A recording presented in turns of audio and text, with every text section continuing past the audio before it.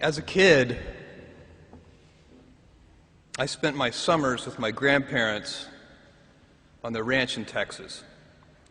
I helped fix windmills, vaccinate cattle, and do other chores. We also watched soap operas every afternoon, especially Days of Our Lives. My grandparents belonged to a caravan club, a group of Airstream trailer owners who traveled together around the U.S. and Canada. And every few summers, we'd join the caravan. We'd hitch up the Airstream to my grandfather's car, and off we'd go, in a line with 300 other Airstream adventurers. I loved and worshipped my grandparents, and I really looked forward to these trips. On one particular trip, I was about 10 years old. I was rolling around in the big bench seat in the back of the car. My grandfather was driving, and my grandmother had the passenger seat. She smoked throughout these trips, and I hated the smell. At that age, I'd take any excuse to make estimates and do minor arithmetic. I'd calculate our gas mileage, figure out useless statistics on things like grocery spending. I'd been hearing an ad campaign about smoking. I can't remember the details, but basically the ad said, every puff of a cigarette takes some number of minutes off of your life. I think it might have been 2 minutes per puff. At any rate, I decided to do the math for my grandmother. I estimated the number of cigarettes per day, estimated the number of puffs per cigarette, and so on. When I was satisfied that I'd come up with a reasonable number, I poked my head into the front of the car, tapped my grandmother on the shoulder, and proudly proclaimed, "At 2 minutes per puff, you've taken 9 years off of your life." I have a very vivid memory of what happened next. And it was not what I had expected. I expected to be applauded for my cleverness and my arithmetic skills. "Jeff, you're so smart. You had to have made some tricky estimates. Figure out the number of minutes in a year and do some division." That's not what happened. Instead, my grandmother burst into tears. I sat in the back seat, didn't know what to do, while my grandmother was crying. My grandfather, who'd been driving in silence, pulled over onto the shoulder of the highway. He got out of the car and came around and opened my door and waited for me to follow. Was I in trouble? My grandfather was a highly intelligent, quiet man. He had never said a harsh word to me, and maybe this was to be the first time. Or maybe he would ask that I get back in the car and apologize to my grandmother. I had no experience in this realm with my grandparents, and no way to gauge what the consequences might be. We stopped beside the trailer.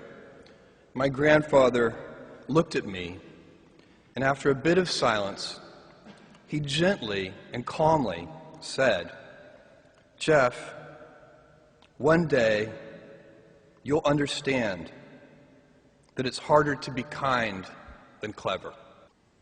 What I want to talk to you about today is the difference between gifts and choices. Cleverness is a gift. Kindness is a choice. Gifts are easy. They're given, after all. Choices can be hard. You can seduce yourself with your gifts if you're not careful, and if you do, it'll probably be to the detriment of your choices. This is a group with many gifts. I'm sure one of your gifts is the gift of a smart and capable brain. I'm confident that's the case because admission is competitive, and if there weren't some signs that you're clever, the dean of admissions wouldn't have let you in. Your smarts will come in handy because you will travel in a land of marvels. We humans, plodding as we are, will astonish ourselves. I believe you'll even see us understand the human brain. Jules Verne, Mark Twain, Galileo, Newton, all the curious from the ages would have wanted to be alive, most of all, right now. As a civilization, we will have so many gifts, just as you as individuals have so many individual gifts as you sit before me. How will you use these gifts? And will you take pride in your gifts or pride in your choices? I got the idea to start Amazon 16 years ago. I came across the fact that web usage was growing at 2,300% per year. And I'd never seen or heard of anything that grew that fast. And the idea of building an online bookstore with millions of titles, something that simply couldn't exist in the physical world, was very exciting to me. I was working at a financial firm in New York City with a bunch of very smart people, and I had a brilliant boss I much admired. I went to my boss and told him I was going to start a company selling books on the internet. He took me on a long walk in Central Park, listened carefully to me, and finally said, "That sounds like a really good idea, but it would be an even better idea for someone who didn't already have a good job." That logic made some sense to me, and he convinced me to think about it for 48 hours before making a final decision. Seen in that light, it really was a difficult choice, but ultimately, I decided I had to give it a shot. I didn't think I'd regret trying and failing, and I suspected I would always be haunted by a decision to not try at all. After much consideration, I took the less safe path to follow my passion, and I'm proud of that choice. Tomorrow, in a very real sense, your life, the life you author from scratch on your own, begins. How will you use your gifts? What choices will you make? Will inertia be your guide, or will you follow your passions? Will you follow dogma, or will you be original? Will you choose a life of ease, or a life of service and adventure?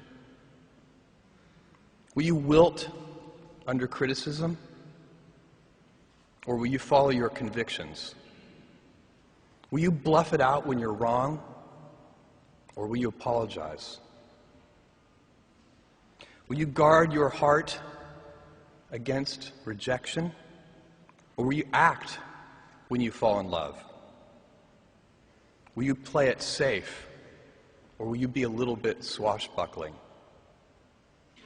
When it's tough, will you give up, or will you be relentless?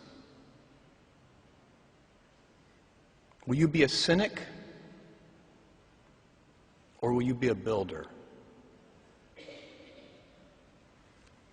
Will you be clever at the expense of others, or will you be kind? I will hazard a prediction.